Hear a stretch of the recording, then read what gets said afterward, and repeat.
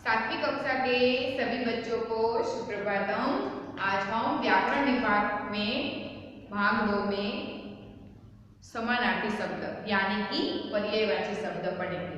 आगे मैंने आपको सिखाया था अर्थपूर्ण वाक्य और शब्दकोश के क्रम। तो अब हमें तीसरा सीखना है पर्यायवाची शब्द यानी कि समानार्थी शब्द। हम व्यावहारिक जीवन में बहुत सारे शब्दों का उपयोग करते हैं। एक ही शब्द का अनेक अर्थ होता है, पर इसे क्या कहा जाता है? समानार्थी शब्द। तो सभी बच्चों को यहाँ ध्यान से देखना है कि समानार्थी जो शब्द है उसे क्या कहा जाता है कि एक ही अर्थ बताने वाले अनेक शब्दों का भाषा में प्रयोग किया जाता है। एक ही शब्दों का अनेक शब्दों, एक ही शब्द का अर्थ बताने वाला अनेक शब्दों का भाषा में प्रयोग किया जाता है। ऐसे शब्दों को समानार्थी शब्द या पर्यायवाची शब्द कहते हैं। पता चला आपको बच्चे कि मैंने आपको क्या बताया कि एक ही अर्थ बताने वाले अनेक शब्द होते हैं। एक ही शब्द का अनेक अर्थ होते हैं। ऐसे शब्द जो होते हैं उसे समानार्थी या पर्यायवाची शब्द बताया जाता है। आपकी परीक्षा में पूछा जाए कि पर्यायवाची शब्द लिखिए, इन शब्द का पर्यायवाची शब्द लिखिए, तो आपको पता होना चाहिए कि पर्यायवाची शब्द का मतलब होता है एक शब्द का ही दूसरा अर्थ। मैं आपको यहाँ समझाती हूँ, सभी बच्चों को यहाँ ध्यान से देखना है, याद रखना है। समानार्थी शब्द किसे कहा जाता है? मैं आपको इस वाक्य को पढ़ के बताती हूँ फिर समझाती हूँ। यह जामुन का पेड़ है। पेड़ का दूसरा भी अर्थ होता है। यह जामुन का वृक्ष है। पेड़ बोलो या वृक्ष बोलो, दोनों शब्दों का अर्थ एक ही है। पेड़ जामुन का ही है, पर पहले वाक्य में हमने पेड़ शब्द का उपयोग किया और दूसरे वाक्य में हमने वृक्ष शब्द का उपयोग किया। दोनों का अर्थ एक ही है। दूसरे वाक्य, किसान हल चलाता है।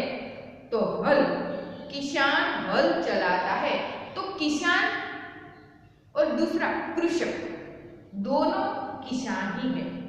पर किसान भी कहा जाता है, कृषक भी कहा जाता है और गुजराती में खेडूत कहा जाता है। तो ये शब्दों का आपको व्यावहारिक जीवन में बहुत ध्यानरूप और उपयोगी बनते हैं।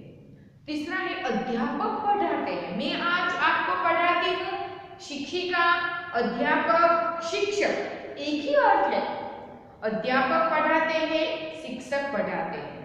मैं अध्यापक पुरुषवाचक है शब्द और अध्यापिका स्त्रीवाचक, स्त्रीलिंग है। तो इसीलिए आपको यह जो बात है अच्छी तरह समझनी है।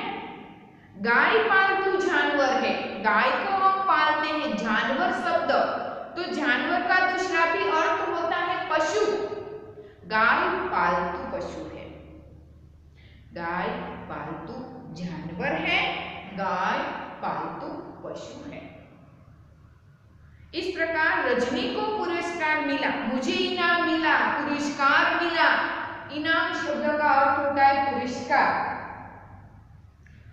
और रजनी को इनाम मिला।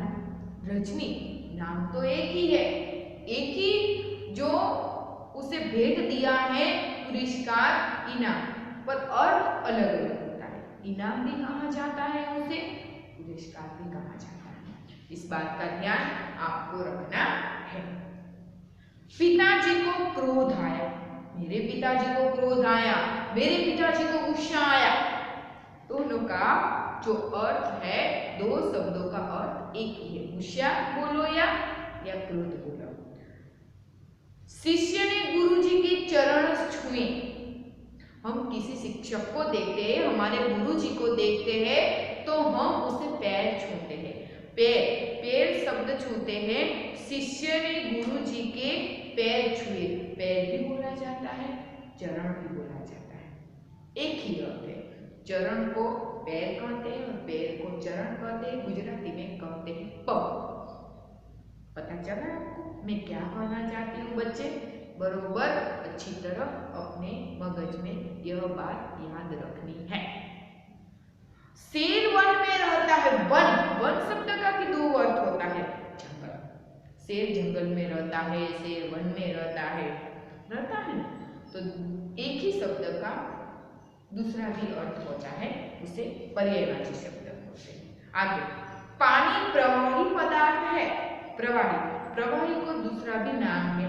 आपको व्यवहारिक जीवन में प्रवाही बोला जाता है, पर उसका दूसरा नाम भी है तरल, कि पानी तरल पदार्थ है। गुलाब का पुष्प सुंदर होता है। पुष्प, कुसुम, कुमुद, फूल, ये सभी को क्या बोला जाता है? फूल ही बोला जाता है। उसका अर्थ होता है बहुत ही अलग अलग होता है। गुलाब का फूल, गुलाब का पुष्प बहुत ही सुंदर होता है, यानी कि गुलाब का फूल सुंदर होता है। तो इस प्रकार आपका एक ही शब्द का अर्थ बताने वाले अनेक शब्दों का भाषा में प्रयोग होते हैं, उसे समानार्थी शब्द बोले जाते हैं। अब हम यहाँ देखते हैं प्रश्न। परीक्षा में प्रश्न पूछे जाते हैं, परीक्षा में सवाल पूछे जाते हैं। एक ही अर्थ हुआ ना बच्चे? प्रश्न, सवाल। चीज, चीज वस्तु। पेड़, वृक्ष, किसान, कृषक, अध्यापक, शिक्षक, अध्यापिका, शिक्षिका, जानवर, पशु, पुरस्कार, इनाम, क्रोध, गुस्सा, चरण, पेड़, वन, जंगल, प्रवाही, तरल, पुष्प, फूल। आगे भी बहुत सारे शब्द हैं कि मैं आपको बताती हूँ। सूर्य, सूर्य को भास्कर भी बोला जाता है। क्या बोला जाता है? भास्कर। विनय, नम्रता, हमारी बातचीत में विनय होना चाहिए, हमारी बातचीत में नम्रता होनी चाहिए, ये भी बोला जाता है। रास्ता, मार्ग, पंथ, आँख, आँख जो ये हम देखते हैं ना, उसे नयन भी कहा जाता है। क्या कहा जाता है? नयन। परिश्रम, मेहनत, हमें परीक्षा में अव्वल होने के लिए बहुत ही मेहनत करनी पड़ती है, बहुत ही परिश्रम करना पड़ता है। हमारे ध्येय यानी कि हमारी मंजिल को प्राप्त करने के लिए हमें सख्त से सख्त मेहनत करनी चाहिए, परिश्रम करना चाहिए। परिश्रम, मेहनत दोनों शब्दों का अर्थ एक ही है। आगे, चिड़िया यानी कि पक्षी, लहर, तरंग, प्रभु, भगवान, ईश्वर। इंग्लिश में बोलते हैं गॉड, गुजराती में बोलते हैं भगवान, ईश्वर, प्रभु। फूल, पुष्प, छात्र, विद्यार्थी। आप सब छात्र, विद्यार्थी। क्या है? विद्यार्थी। हम आपको विद्यार्थी भी बोले जाते हैं हिंदी में, छात्र भी बोले जाते हैं। गोद यानी कि आंचल, छोटा सा बच्चा होता है, उसे अपना जो माता पिता होते हैं अपने आंचल में लेते हैं, अपनी गोद में लेते हैं, उसे गोद भी बोला जाता है, आंचल भी बोला जाता है। नौकर, सेवक। नदी, सरिता, नदी का दूसरा नाम सरिता है। कतार यानी कि पंक्ति, हम सभी बच्चे एक ही कतार में, एक ही जो है कतार में खड़े हैं, एक ही पंक्ति में खड़े हैं, तो उसे गुजराती में आप लाइन बोलीए છીએ। राशि, ढेर, सदा, हमेशा, हमेशा, हमें हमेशा सच बोलना चाहिए, हमें सदा सच बोलना चाहिए। जननी, माता, माता हमारी होती है, उसे जननी भी कहा जाता है। तराना यानी कि गीत, हम जो गाते हैं उसे गीत भी बोला जाता है, तराना भी बोला जाता है। निराला, अनूठा, अलग, एक प्रकार का अनूठा, निराला। सुबह, सुबह को प्रातःकाल भी कहा जाता है। तो इस प्रकार जो बहुत सारे शब्द होते हैं, मैंने आपने बहुत सारे शब्द यहाँ पर सिखाया है, इसके जरिए अब आपको मालूम हो गया कि समानार्थी शब्द यानी पर्यायवाची शब्द को क्या कहा जाता है। आगे आपको परीक्षा में ये भी पूछा जाए कि समानार्थी शब्द ढूंढकर लिखिए। यहाँ 1, 2 और 3 आए, नीचे कोष्टक भी दिया जाता है। आपकी पाठ्य पुस्तक में भी इस तरह से आपको अभ्यास और स्वाध्याय में दिए जाते हैं। तो इस आपको क्या करना है, मैंने आपको यहाँ सुंदर सा एक कोष्टक दिखाती हूँ मैं आपको। ये आपको अच्छी तरह सबसे पहले लिखना है कि यहाँ सुबह बताया है, तो उसका इस कोष्टक में से क्या अर्थ होता है वह आपको ढूंढना है, फिर इस शब्द बनाकर उसे गोल करना है। तो मैं यहाँ बताती हूँ कि जो सुबह है इसे क्या कहा जाता है? प्रातः कालम। शुभ को क्या बोला जाता है? प्रातः काल बोला जाता है। तो इस तरह से हम बोल करके इन शब्दों को बता सकते हैं कि सुबह को क्या बोला जाता है? प्रातः काल। क्या कहा जाता है बच्चे? प्रातः काल। मिश्री, तो मिश्री को क्या कहा जाता है? चीनी। क्या कहा जाता है? चीनी। तो यहाँ हम लिख सकते हैं कि मिश्री को कहा जाता है चीनी। तीसरा मंजिल, तो मंजिल है तो उसे क्या कहा जाता है? शब्द में हमें ढूंढना चाहिए टीम। क्या कहा जाता है मंजिल को? टीम। तो इस प्रकार आप बोल कर शब्द को समानार्थी यानी कि पर्याय शब्द को अच्छी तरह ढूंढ सकते हैं और लिख सकते हैं। यह आपको एक प्रकार की जो है रमत है, खेल है, एक प्रकार का खेल है। यह खेल के जरिए आप अच्छी तरह समानार्थी शब्दों को ढूंढ सकते हैं और लिख सकते हैं।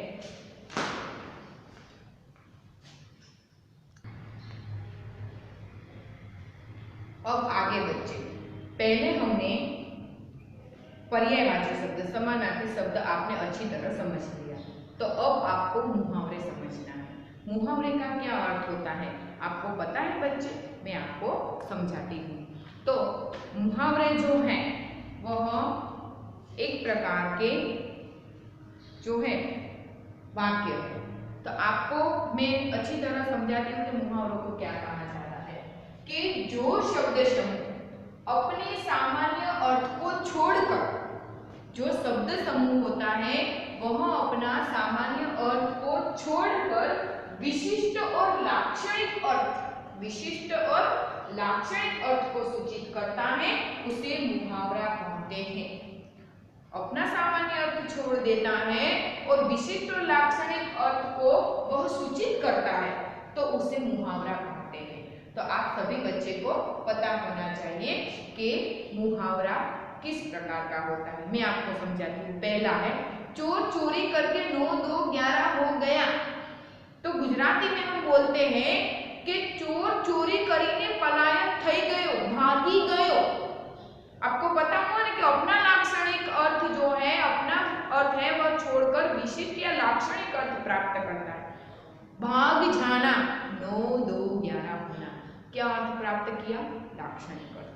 तो इसको मुहावरा कहा जाता है। दूसरा, सभी छात्रों ने आचार्य श्री का अभिवादन किया। अभिवादन किया तो उसका गुजराती अर्थ क्या होता है? બધા વિદ્યાર્થીઓએ આચાર્ય શ્રીને આવકાર્યા। બધા વિદ્યાર્થીએ આચાર્ય શ્રીને આવકાર્યા तो अभिवादन किया।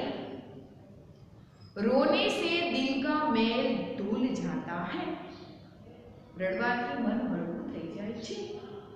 तो आपने देखा बच्चे कि इन जो मुहावरे हैं इसका जो अर्थ है आपको समझने के लिए बहुत ही लाक्षणिक यानी कि विशिष्ट अर्थ प्राप्त करना है। उसका अर्थ क्या होगा वो भी आपको अच्छी तरह समझना है।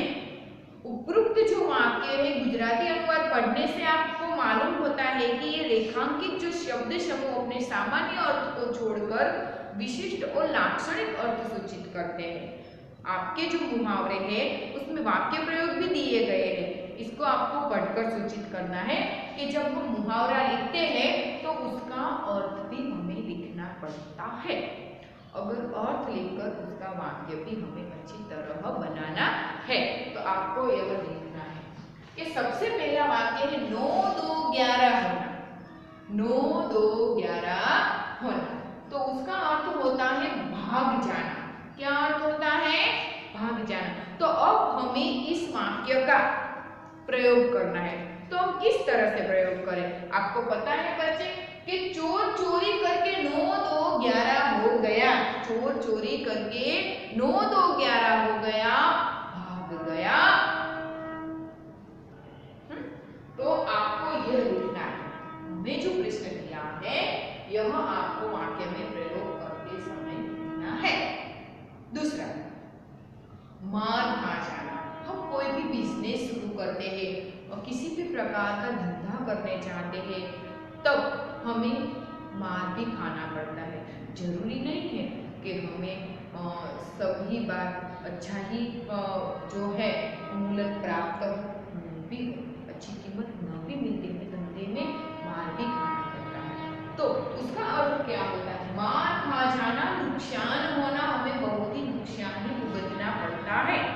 तो इसका वाक्य का प्रयोग आप किस प्रकार करेंगे कि मार खा जाना, नुकसान होना, यानी कि बंजारा व्यापार में मार खा गया। आपको पता है, आपने जब पढ़ाई की बंजारे के पाठ की तो बंजारा जो है वह बहुत ही धंधा में लाखों का नुकसान हुआ था, उसका बहुत ही नुकसान हुआ था। उसका जो सारा माल सामान है वह सब के सब बेकार हो गया था, बहुत ही धंधे में उसे नुकसान हुआ था। मार खा जाना उसका अर्थ होता है नुकसान होना।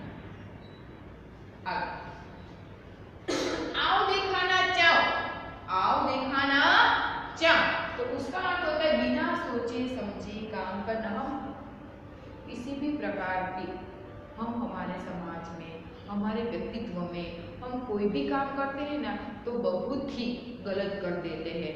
सोचे समझे बिना कार्य कर देते हैं, बिना सोचे कार्य करते हैं। तो उसका क्या होता है कि आओ न देखा चाओ, बिना सोचे काम करने से पछताने की नौबत आती है। क्या आती है? पछताने की नौबत आती है। तो उसका वाक्य में प्रयोग, लाखा ने आओ न देखा ताओ और कुत्ते पर प्रहार कर दिया। आओ न देखा ताओ, लाखा ने अपना जो गुस्सा है उसे विचार नहीं किया कि कुत्ते ने क्या किया है, कुत्ता क्या कहना चाहता है। ये सभी बात का वह मतलब नहीं निकालता है, बस आओ न देखता है और न जाओ, केवल अपनी ही बात को मन ही मन ठान लेता है। और क्या होता है? पछताना पड़ता है। वह अपने जो वफादार जो अपना कुत्ता है उसे खोना पड़ता है उसे। तो इस प्रकार इसका अर्थ होता है बिना सोचे समझे काम करना। आओ देखा नटाओ, बिना सोचे समझे काम करना। लाखा ने आओ न देखा था और कुत्ते पर क्या कर दिया? लाठी का प्रहार कर दिया। अब डाका डालना, चोरी करना। हमारे घर चोरों ने डाका डाला, चोरी की।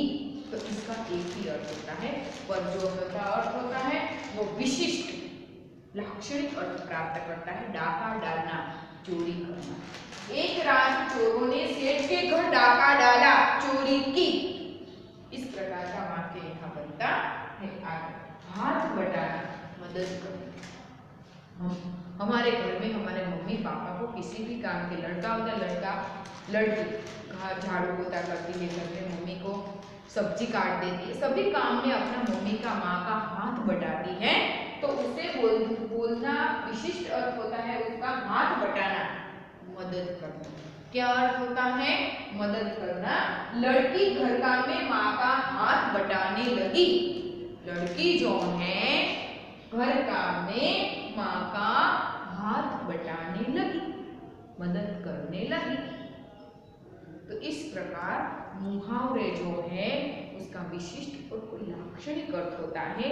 हमें उसे अच्छी तरह वाक्यों में प्रयोग करके लिखना है। आप सभी बच्चे ने अच्छी तरह मुहावरे को समझ लिया होगा।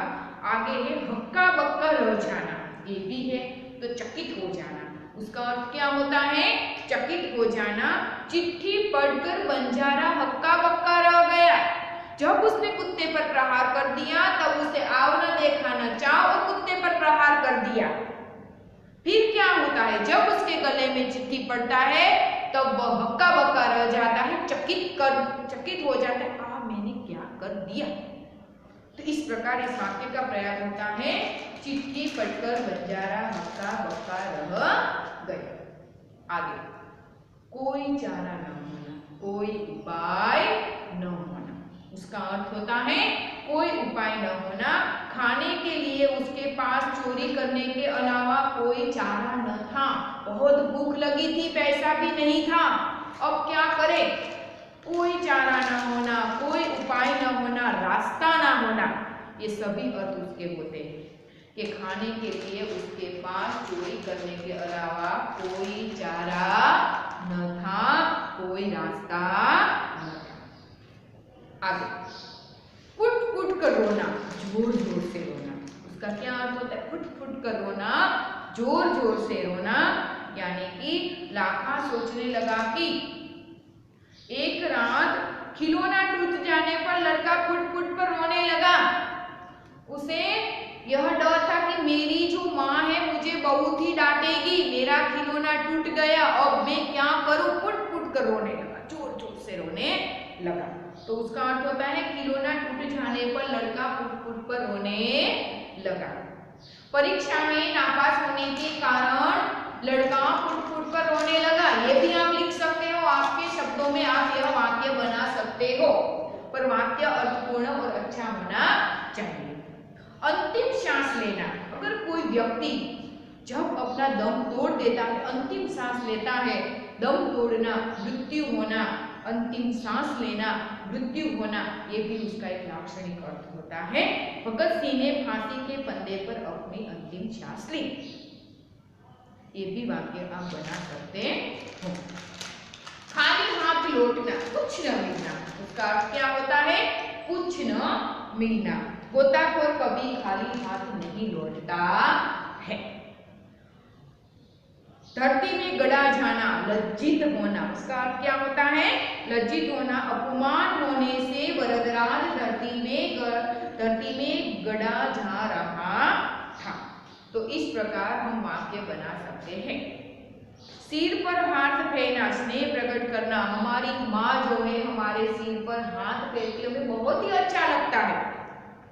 तो सिर पर हाथ फेरना, उसका अर्थ होता है स्नेह प्रकट करना। माँ बच्चे के गोद में बिठाकर सिर पर हाथ फेरने लगी, ये वाक्य भी बन सकता है। मेरी माँ मेरे माथे पर यानी कि सिर पर हाथ फेराती है, ये वाक्य भी आप लिख सकते हैं। तो इस प्रकार आज हमने जो पढ़े पर्यायवाची शब्द और मुहावरे, ये दोनों का अर्थ जो लाक्षणिक अर्थ होता है, उसका जो वाक्य में प्रयोग होता है, वह आपको अच्छी तरह समझ में आ गया होगा। तो सभी बच्चों को क्या करना है? तो सभी बच्चों को आज हमने भाग 2 व्याकरण विभाग में समझ पर्यायवाची शब्द और समानार्थी शब्द, पर्यायवाची शब्द दोनों एक ही है बच्चे, पर अच्छी तरह आप समझना, ठान लेना। पर्यायवाची शब्द हो या समानार्थी शब्द हो, दोनों को एक ही कहा जाता है। मुहावरा है, उसको मुहावरे का जो शब्द हमें दिया है उसका लाक्षणिक अर्थ हमें लिखना है, फिर उसे हमें वाक्य में प्रयोग करना है। तो इस प्रकार के जो मुहावरे आपके परीक्षा में 2 मार्क्स से पूछे जाते हैं, उसका अर्थ ही लिखना है, उसका वाक्य में भी प्रयोग किया जाता है। अगर आप केवल अर्थ ही लिखेंगे तो आपको केवल 1 ही मार्क्स मिलेगा। अगर आप अर्थ भी लिखेंगे और वाक्य में प्रयोग करेंगे तो आपको पूरा मार्क्स मिलेगा और आपको अच्छे से यह याद रखना है। अब होमवर्क, तो होमवर्क में आपको क्या करना है? तो आपने जो ये वीडियो देखा, ये कोई पाठ्य पुस्तक में से होमवर्क नहीं है बच्चे, याद रखिए। आपको ये वीडियो 2 बार देखना है। वीडियो को 2 बार देखकर आपको जो पर्यायवाची शब्द और मुहावरे जो शब्द मैंने आपको पढ़ाया, वह आपको 2 बार वीडियो को देखकर आपको नोटबुक में लिखना है। किसको देखकर लिखना है? वीडियो को देखकर आपको नोटबुक में अच्छी तरह का लिखना है। याद रह गया सभी बच्चे को अच्छे से यह होमवर्क आपकी नोटबुक में लिखना।